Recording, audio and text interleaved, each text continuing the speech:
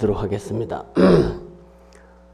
다시 한번 말씀드리자면은 이 십지품은 보살의 정신세계가 넉넉하고 풍성하고 지혜가 깊어가는 그런 단계를 설해 놓은 말씀입니다. 그렇기 때문에 초지로부터 2지, 3지, 4지, 5지, 6지, 7지, 8지, 9지, 10지를 거쳐 등강묘각 부처님의 지혜에 오르는 그런 말씀이기 때문에 하다 보니까 오전에 환희지 그리고 이구지 발광지 그리고 했습니다. 오전에 좀 너무 많이 했기 때문에 오전에 다 하고 마쳐야 될 건데 염매지입니다. 네 번째, 염매지는 어떤 정신세계냐 하면은 보살님께서 발보리심을 하고 난 후에 원력을 세워서 이렇게 차츰차츰 단계별로 올라가는 그런 지혜 과정이 있는데, 네 번째 염매지는 지혜의 불꽃이 불꽃염자거든요. 지혜자니까 지혜의 불꽃이 치성해서 모든 번뇌 망상을 태워 없애는 경지다. 이런 단계입니다. 그래서 염매지는 보살 지혜가 점점 드러난다 이거죠. 왜 드러나느냐? 깨달음이 밝아지니까 번뇌 없음이 끊어지니까. 그런 세계, 정신세계는 어떤 세계냐? 기쁨이 가득한 세계다. 우리가 살아가면서 가장 좋은 것이 마음적으로 항상 행복하고 기쁨이죠. 거기 이제 염매지고, 염매지를 법문을 청하는 개송이 있는데 참 개송이 아주 좋은 개송이라서 한번 독송하고 말씀을 드리겠습니다. 바라건대 총맹한 이는 다음지 결정한 뜻 빠짐없이 연설하시어 천상 인간 중생에게 이익 주소서. 불자들이 듣기를 원하옵니다. 용맹하고 거룩한 해탈을 보살이 금강장 보살에게 간청하는 말, 여기서 제사지에 들어가려면 그 행상을 어떠한지 말씀하소서. 여기까지가 염매지, 정신이 밝아지는 단계입니다. 또 열애의 지혜가, 보살의 지혜가 성숙되는 그런 단계지요. 이 대성과 소성 수행이 있는데, 소성 수행은 우리가 보통 말하면 아랑가를 얻기 위해서 수행한다 이렇게 말씀을 하고요. 이 대성불교는 무조건 불사중생입니다. 중생을 버리지 않고 중생의 이익을 위해서 수행한다 이렇게 말을 합니다. 그래서 대성불교는 한마디로 중생을 위해서 수행한다라고 생각을 하시면 되시겠습니다. 그런데 이 중생이란 게 이렇게 가만히 보면은 12인연법에 보면 애치란 말이 있어요. 애치. 사랑하니까 취하고 또 좋아하니까 가지고 싶고 이런 단계가 있어요. 있는데 그런데 사람들이 참 묘하다는 걸 느끼는 것이, 아무리 힘들어도 중생이 좋아하는 것은 하더라고요.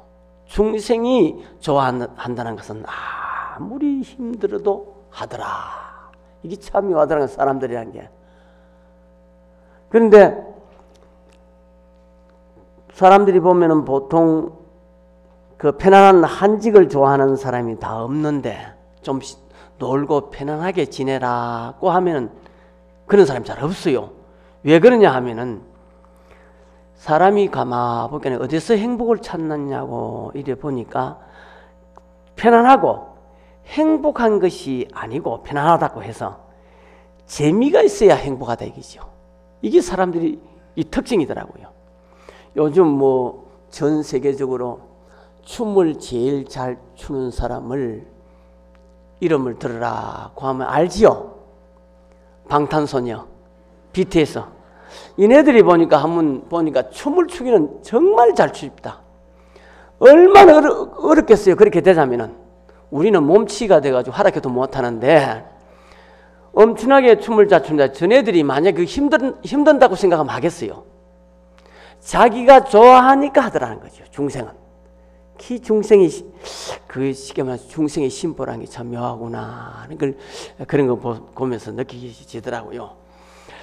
그리고 제5 난성지가 있습니다. 난성지란 말은 어려울 난자 이길 성자인데 이기기 어려운 지혜를 이야기한다 이 말씀인데, 이 난성지는 어떤 정신세계냐 하면은 세간과 출세간이 있는데, 세간이라고 하면은 우리가 보통 세상의 일을 이야기하고, 출세간이라 하면은 세간을 떠난 세계다 이렇게 이야기합니다.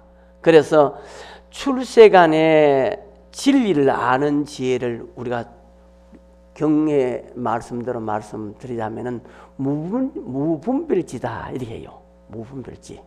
그리고 세상을 아는 지혜는 어떤 지혜냐 할 때 이걸 분별지라 해요. 그런데 이 분별지하고 무분별지하고 두 가지를 모두 갖추고 알기가 어렵다는 거죠. 그렇기 때문에 여기서 난성지다 이렇게 설명을 하고 있습니다. 난성지.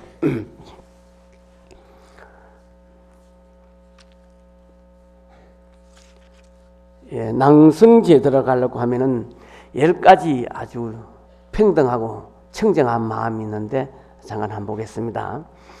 그때에 건강장보살이 해탈을 보살에게 말하였다. 불자여 모살마살이 제사지에서 행할 것을 이미 원망케 하고 제오지에 들어가려면 10가지에 평등하고 청정한 마음으로 들어가야 하나니 무엇이 열인가. 이른바 과거의 불법에 평등하고 청정한 마음, 미래의 불법에 평등하고 청정한 마음, 현재의 불법에 평등하고 청정한 마음, 계율에 평등하고 청정한 마음 이로다. 이런 마음들이 있어야 이 낭성지에 얻기 어려운 지혜에 들어간다. 이런 말씀을 하고 있습니다. 그리고 다음은 제6현전지라고 설명을 하겠습니다. 제6현전지.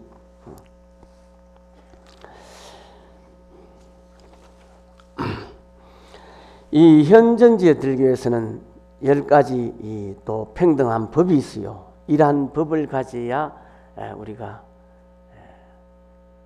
제6 현전지에 들어갈 수 있다는데, 현전지는 이제 어떤 지혜냐 하면은 나타날 현재다, 앞전자, 앞에 나타나는 지혜다 이렇게 설명을 하고 있는데, 이 지혜는 달심한 보살이 구경의 불지로 향해서 수행해 나가는 과정에서 일대의 정신적인 변화가 오는 단계라고 이렇게 설명을 하고 있습니다. 그러니까 반야지혜가 눈앞에 나타난다. 그래서 현전지. 여기에서 이제 6현전지에서는 문명에 덮인 이제 분별지가 아니고 이제 반야지혜로서 세상을 바라보게 되는 그런 지혜라는 거죠. 이제 보살의 마음이 자꾸 수행해서 깊어지면은 이런 단계가 온다는 거죠. 그래서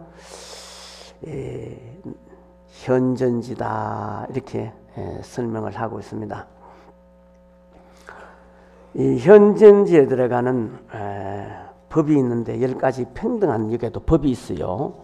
이 법에 대해서 잠깐 말씀을 드리도록 하겠는데, 그때 건강장 보살이 해탈월 보살에게 말하였다. 불자여 보살마살이 제오지를 구족하고 제유현전지에 들려면 10가지의 평등한 법을 관찰하여야 하느니라. 무엇이여린가?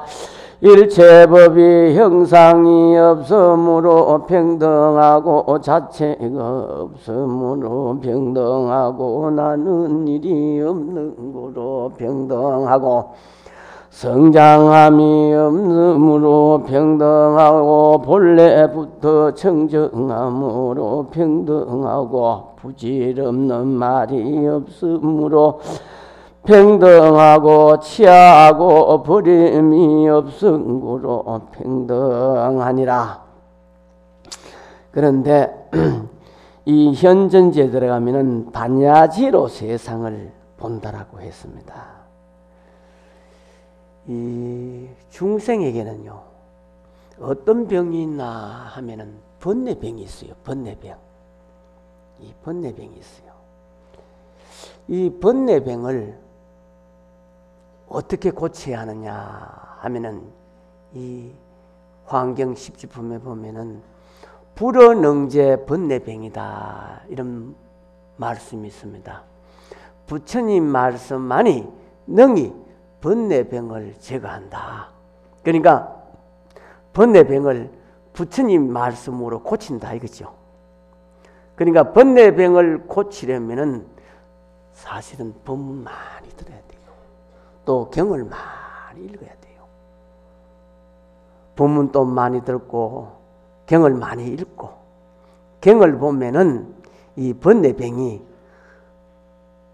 헌망하다 이렇게 깨우치도록 말씀을 했다는 거죠. 이 중생병이란 게 바로 번뇌병인데 어떤 병이냐 하면은 사실은 우리가 살아가면서 이 중생은 두려움을 많이 느끼는데 사실은 무서워할 게 없어요. 무서워할 게 없는데 번뇌가 일어나서 무섭다는 거죠. 또 괴로워할 것도 없는데 번뇌가 일어나서 괴롭다는 거죠.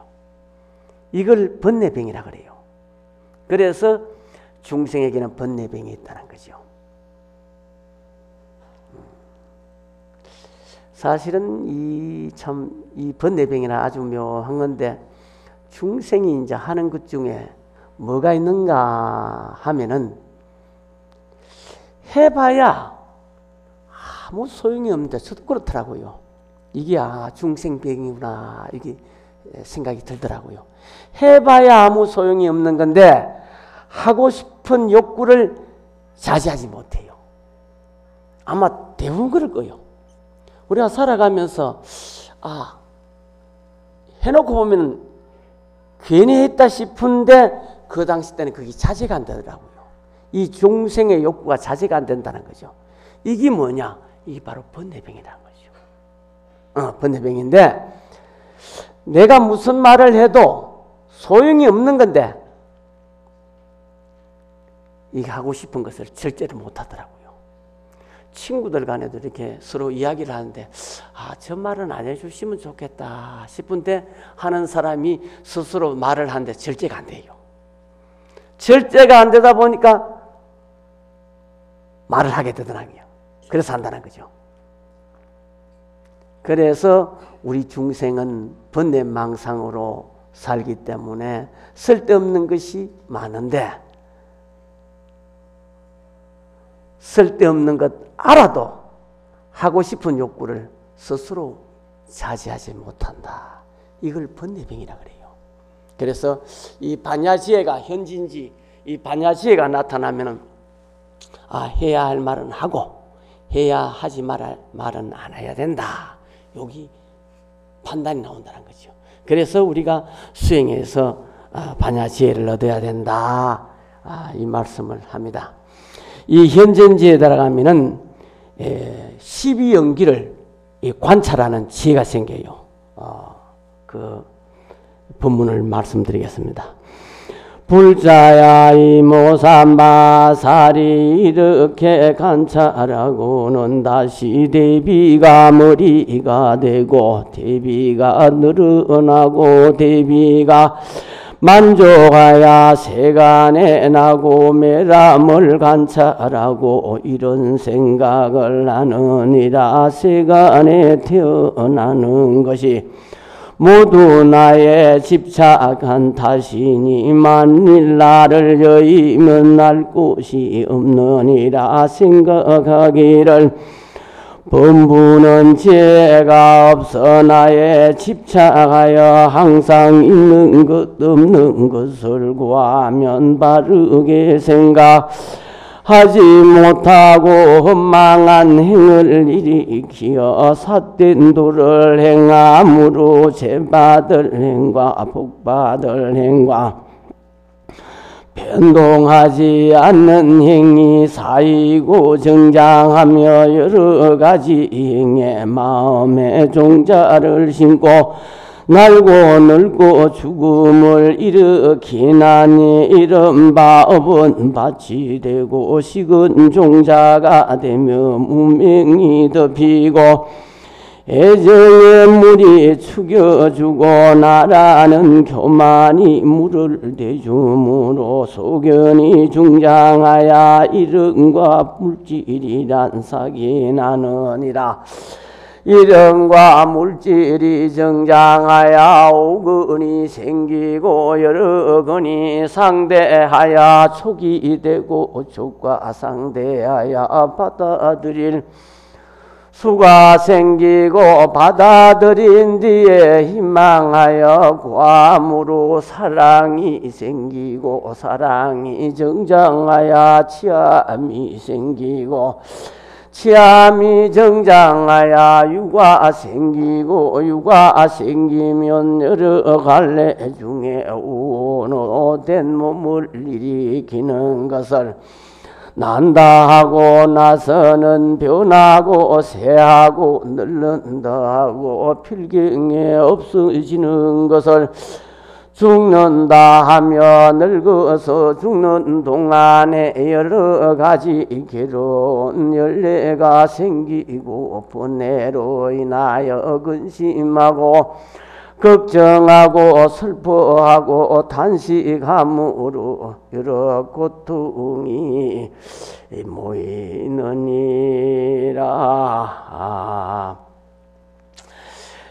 여기는 12인연인데 사람이 이 세상에 왜 태어나는가?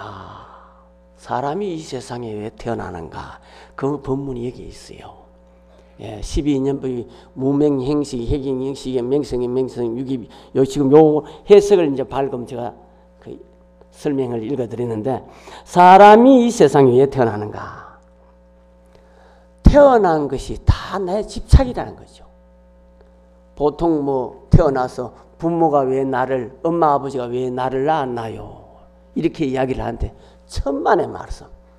자기가 이 세상에 딱 나오고 싶은 그 욕망이 있었기 때문에 아버지, 엄마가 사랑하는 사이에 딱 인연이 돼가 나온다는 거죠.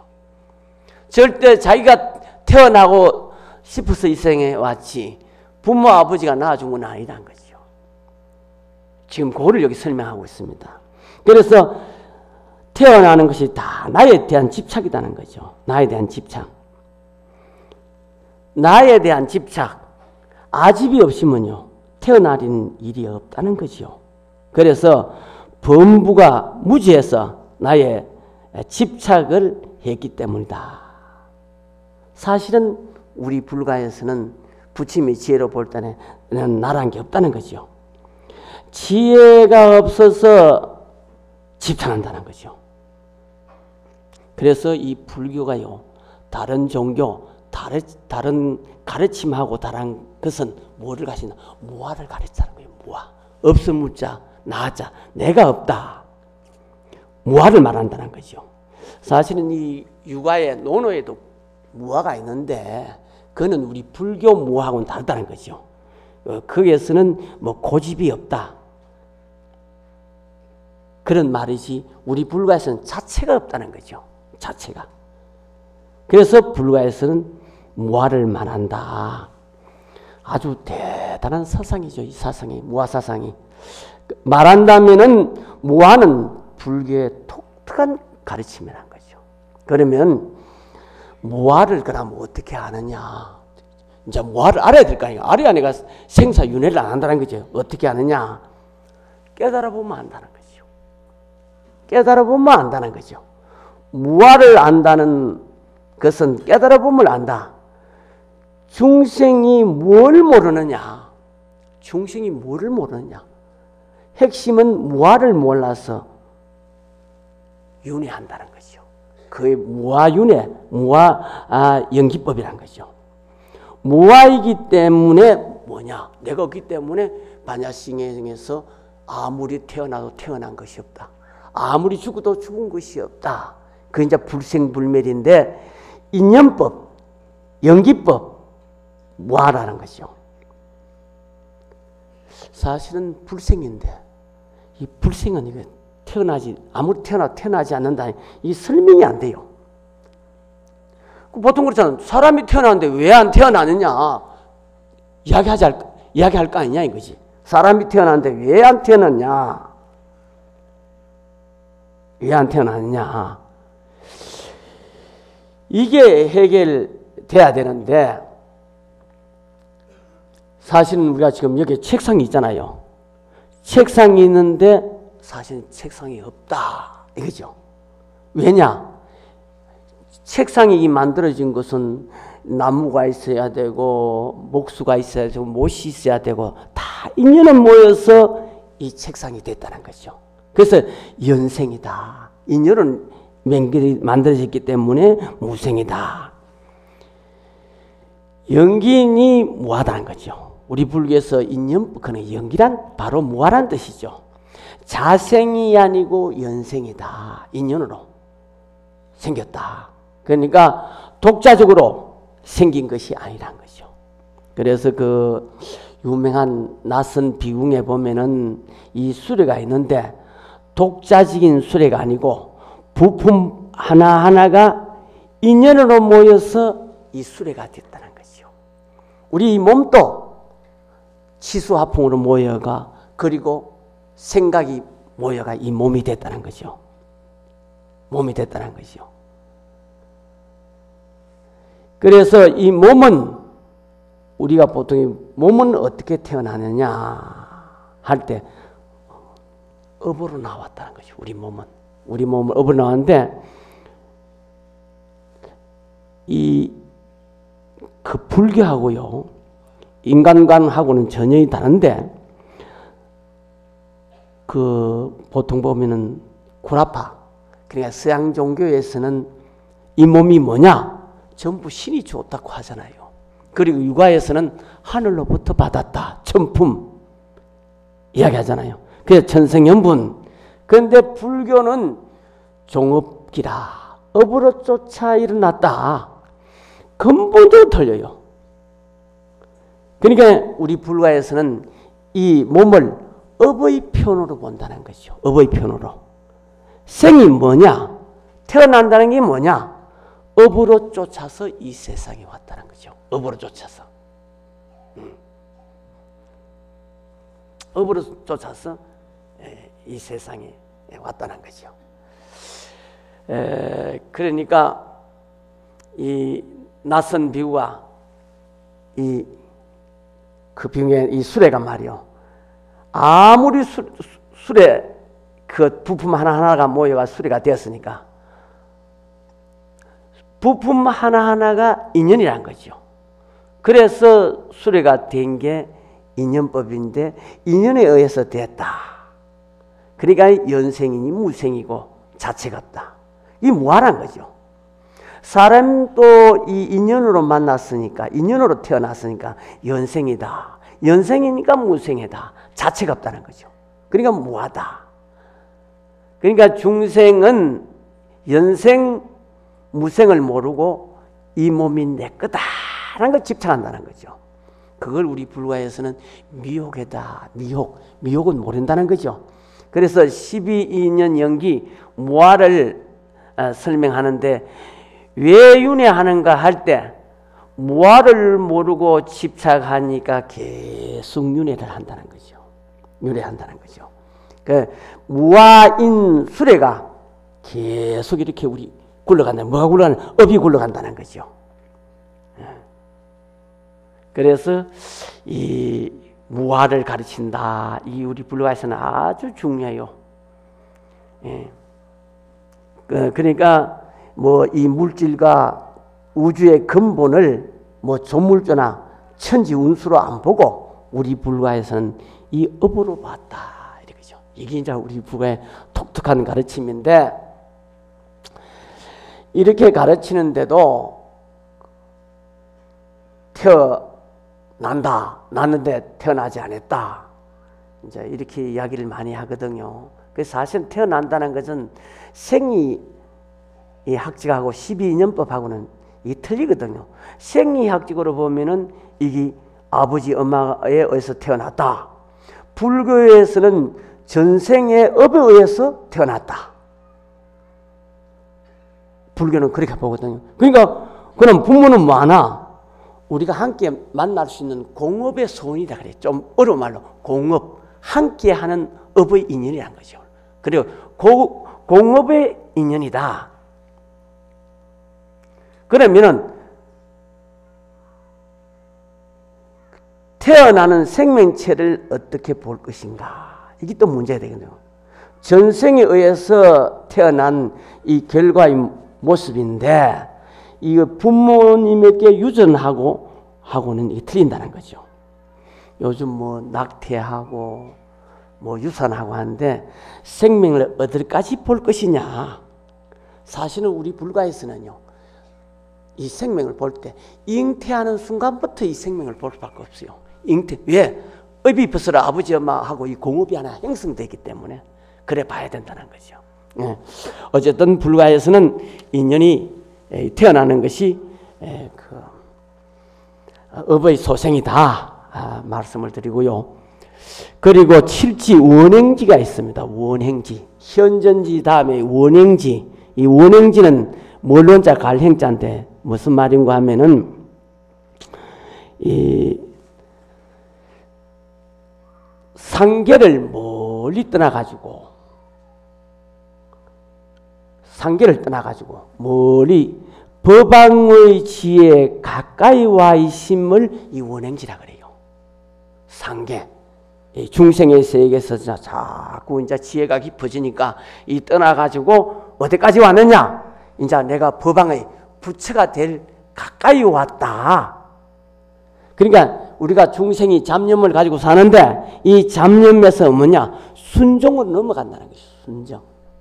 깨끗한 이제 그 육지에서 반야지로 세상을 보기 때문에 이제 그런 잡념에서 순종으로 넘어간다는 거죠. 이제 팔찌부터는 어떻게 했냐? 순정행이라는 거죠. 순정행. 자, 이렇게 됩니다. 이제 원행지는 그런데 설명을 하고요.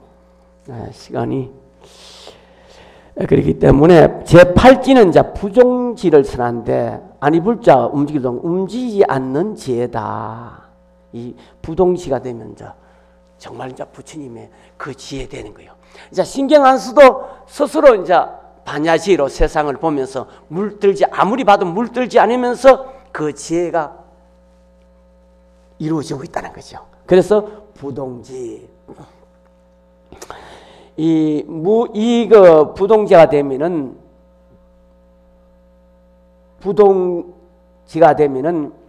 흔들림 없이 이제 보살행이 이루어진다. 그렇기 때문에 부동지인데 이 그 지혜에 올라가면은 정신세계로 올라가면은 무공영을 얻는다는 거죠. 7지까지는 내가 애를 쓰는데 이 8지부터는 애를 안 써도 그냥 수행이 되고 있다는 거죠. 계속 성근을 지으면서 중생을 위해서 남을 위해서 남과 중생을 똑같이 보면서 좋은 일을 하고자 하는 그런 마음이 절로 이루어진다는 거죠. 그걸 무공영이다. 그래서 수행이 완성되어 가지고 흔들림 없이 자연히 보살행이 이루어지는 경지. 이게 이제 부동지입니다. 일체의 집착, 생각을 떠나는 단계가 바로 부동지.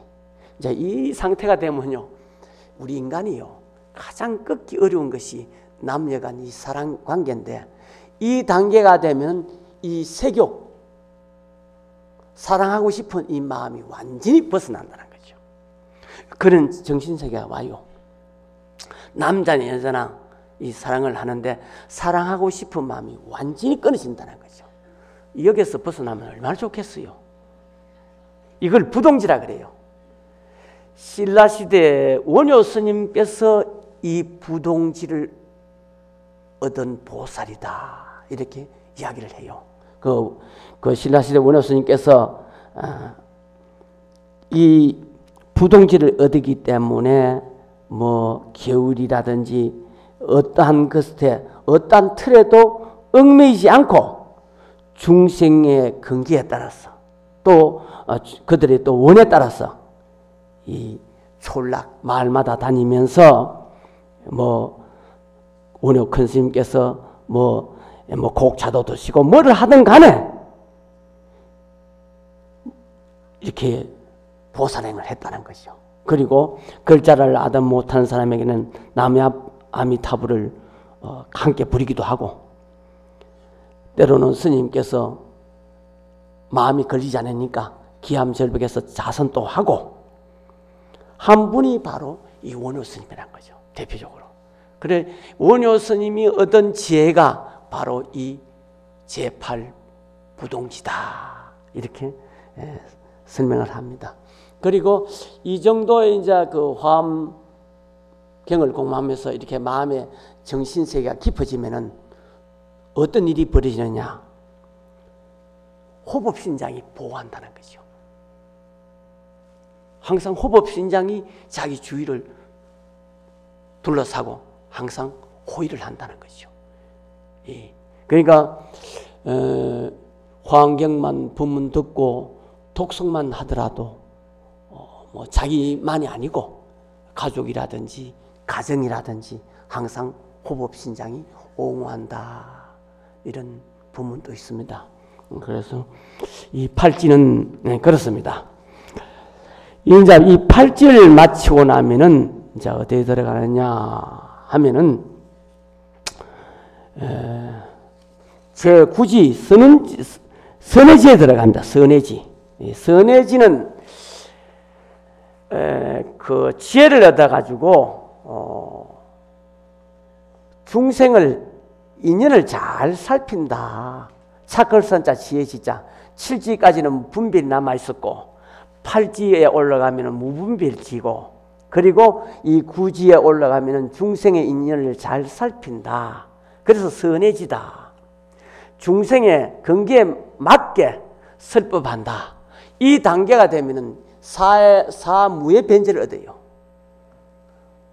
중생의 근기에 따라 마음대로 법문해서 중생을 제도한다는 거죠.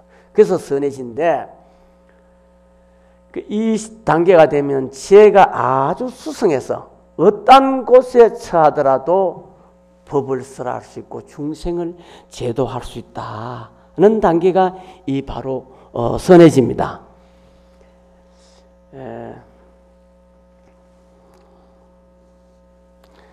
우리가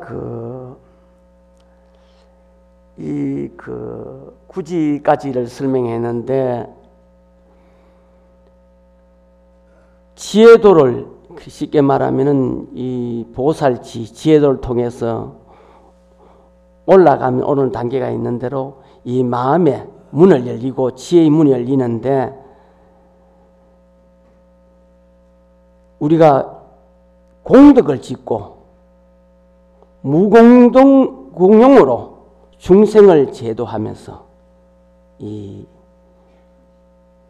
자기 생각을 이렇게 깊은 정신세로 이끌어가는데, 사실은 우리가 마음의 문이 열려야 됩니다. 이 참 우리가 그 세상 살면서 마음이 좀 열린 사람하고 마음이 닫혀가지고 답답한 사람이 있다는 거죠. 그런데 문제는 마음이 왜 안 열리나 이거죠. 왜 안 열리나? 이제 이 좀 문제가 되죠. 왜 마음의 문이 안 열리나?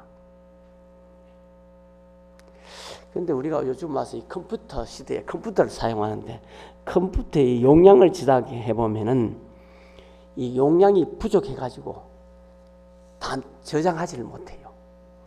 그런데 이 사람의 이 마음, 이 두뇌를 읽어보면요, 용량 부족이 없어요. 태어나서 지금까지 얼마나 보았습니까? 그게 다 저장이 다 돼요.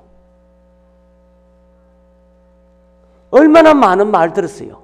아무리 들어도 용량 부족이 없어요. 참 묘해요.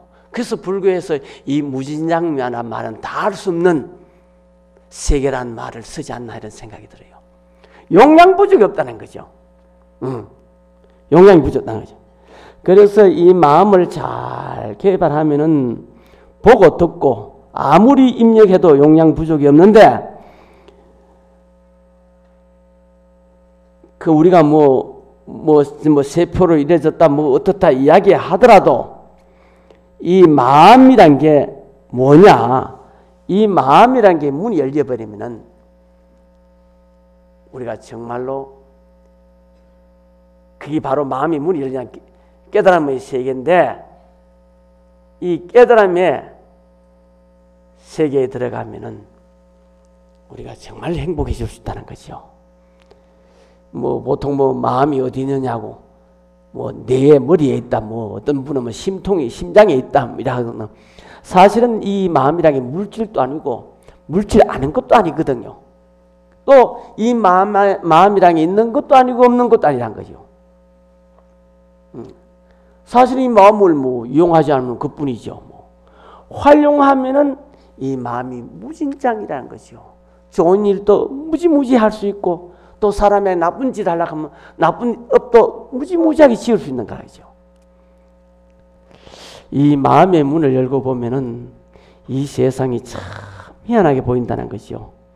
바로 열린 세계가 지혜고, 안 열린 세계가 뭐냐?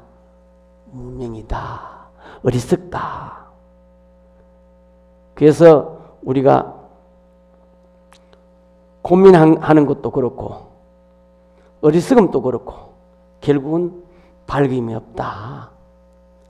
어떻게 하든지 우리가 수행을 잘 해서 각자 가지고 있는 무진장한 이 마음의 보배를, 마음의 문을 열어야 되겠다. 이런 마음을 가진다는 이 단계가 바로 이 선해지다. 그래야 되면 세상을 잘 보고 우리가 살필 수가 있다는 거죠. 그리고 10번째 단계가 이 법운지인데, 법법자 구루문자입니다. 이 단계에 가면은 법신을 얻어가지고 자유자재한다는 거죠. 하늘에 구름이 널리 비를 뿌리듯이 지혜의 구름에서 널리 감로수와 같은 단비를 뿌려줄 수 있는 정신세계 단계가 바로 법운지다. 법운지다.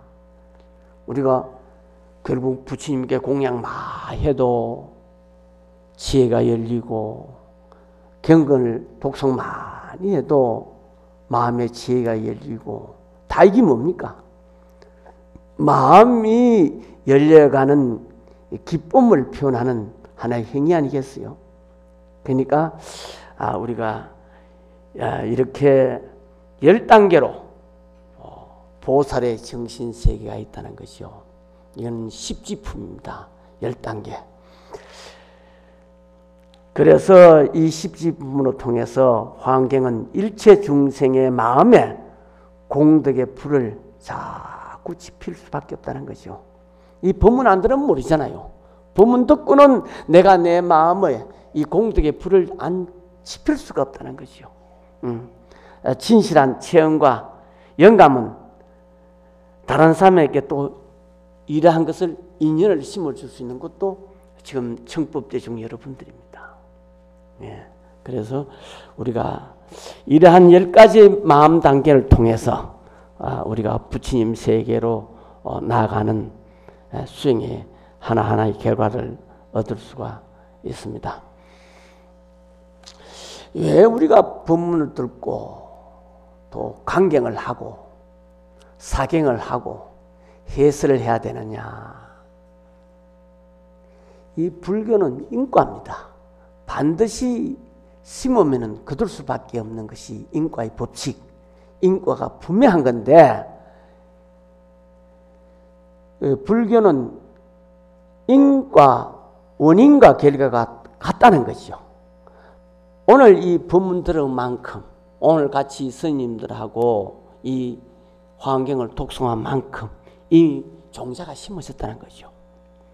그래서 이 종자가 심었기 때문에 언젠가 그 결과가 이루어진다는 거죠. 그러니까 원인과 결과가 함께 이루어진다. 이걸 우리 하암에서는 유명한 말로 인과 교출이다. 인과가 함께 작용한다는 거죠. 심은 만큼 거두고 거둔 만큼 또 신기되어 있다는 거죠. 그러니까 불교 안 믿고 법문 안 믿고 승부를 한다는 것은 불가능하다는 거죠. 마음에 종자를 안 심는데 어떻게 승부를 하겠습니까? 반드시 법문 듣고 수행할 때 이러한 마음의 기쁨을 얻는다는 거죠. 그래서 심지 않으면 안 된다. 그래서 우리가 오늘 이렇게 통도사 화엄살림에 와서 법문을 듣는다는 것은 보통 중요한 것이 아니라는 거죠. 뭐 그냥 와서 법문 듣고 밥 먹고 간다는 게 아니고 이런 인연의 씨앗을 심는다는 건 대단한 인연이죠. 이제 십지혜를 닦아 올라가는 과정에서 신심을 내는 공덕이 이런 법문이 있는데 잠깐 보겠습니다. 불자야 이 갖가지 지혜와 온갖 지혜 공덕을 모으는 보살행의 법문은 여러 중생이 착한 뿌리를 심지 않고는 듣지 못하느니라 해탈을 보살이 말하였다. 이 법문을 들으면 얼마나 되는 복을 얻게나이까. 금강장 보살이 말하였다.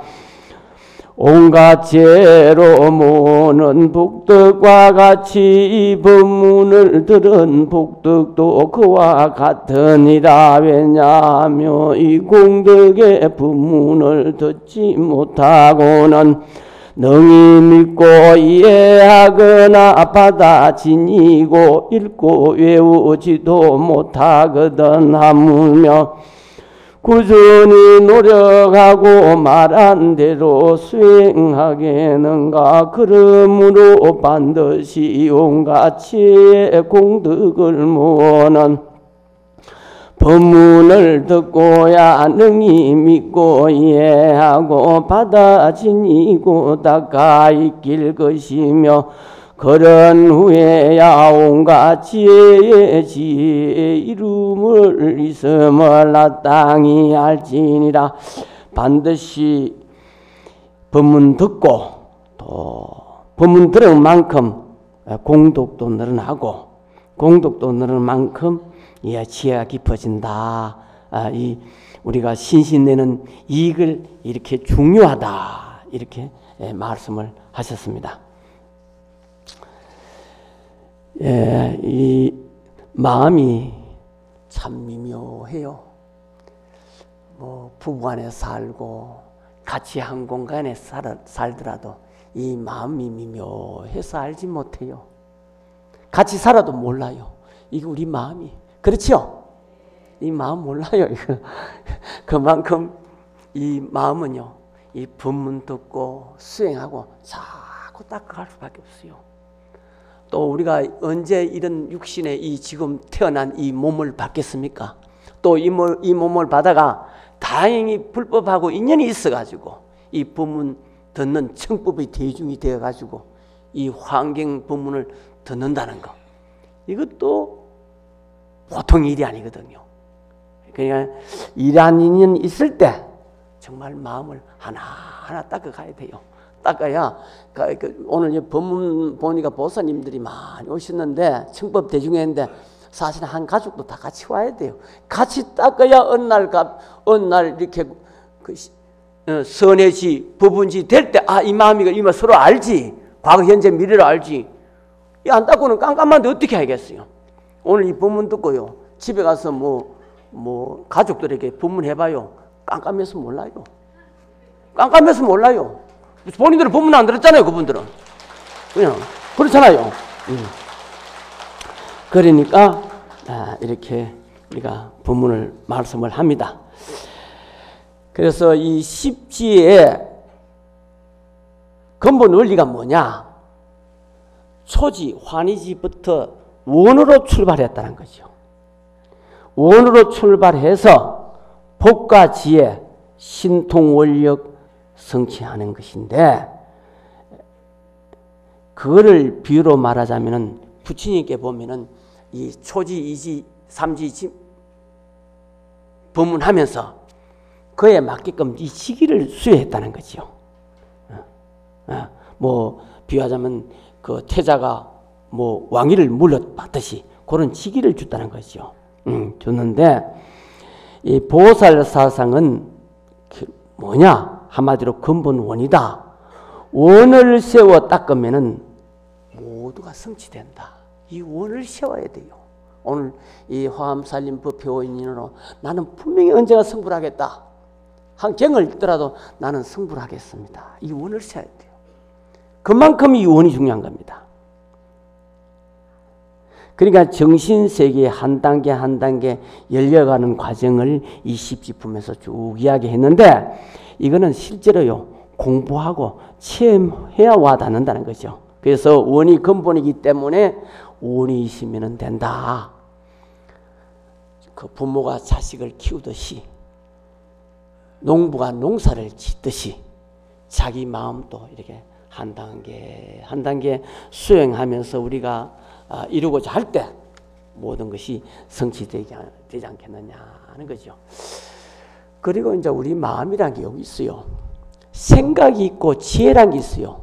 지금 오늘 이 법문하는 건 지혜에 대해서 이야기를 했는데, 또 생각이란 게 있어요. 지금 보통 보면 생각이 나다고 착각하는데 천만의 말씀이요.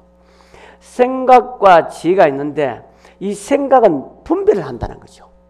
이거냐 저거냐, 좋으냐 나쁘냐, 기냐 짰냐, 차가 좋으냐 짜냐, 집이 큰 데 사느냐 적은 데 사느냐, 이 분별을 한다는 거죠. 그래서 자꾸 나누어서 보고 하니까 이 괴로운 망상이 자꾸 생겨난다는 거죠. 결국 그게 뭐냐? 나쁜 것 만든다는 거죠. 오늘 여러분들은 오늘 이 화엄살림법에 와서 이 법문 이 시간 듣는 동안 나쁜 생각 안 하잖아요. 법문만 듣고 싶어 앉아 있잖아요. 그러니까 이 시간이 얼마나 좋은지 몰라요. 지금 세상 그렇잖아요. 이 중생의 결국 뭐냐?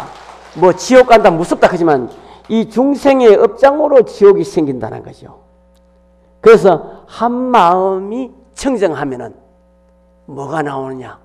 공덕이 나온다. 그러면 공덕이 나오면 어떻게 되냐? 불국토가 된다는 거예요. 결국 자기 마음이 평화를 얻는다는 거죠. 그래서 한 마음 얻으시고서 어떻게 되느냐? 지옥 간다는 거죠. 그만큼 중요한 겁니다. 지혜냐 생각이냐. 그래서 모든 것이 우리가 업에서 태어났는데 업은 어디서 나왔느냐? 내 마음에서 나왔다는 거예요. 오늘 우리 통도사 오고 싶다는 게 누가 왔느냐? 마음이 왔다는 거죠. 마음이 오고니까 이 몸이 이끌고 왔는 거 아니에요. 이 통도사 오늘 와서 이 업을 짓는 것도 마음에서 나왔다는 거죠. 마음이 업이 만들고 세계를 만든다. 지혜로운 마음, 밝은 마음, 기도하면은 이 마음이 자꾸 달라져요. 마음이 달라지면 뭐가 달라지겠어요? 이 몸도 달라진다는 거예요. 이 몸도 별거 아니에요. 내 마음 달라지면 몸 달라져요.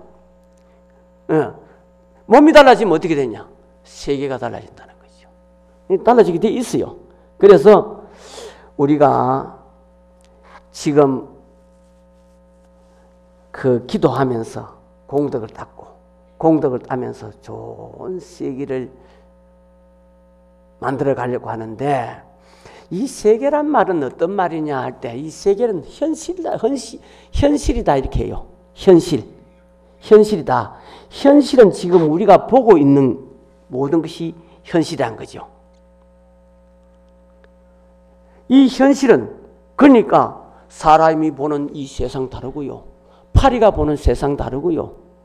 소가 보는 세상이 다 달라요. 틀린다는 거죠.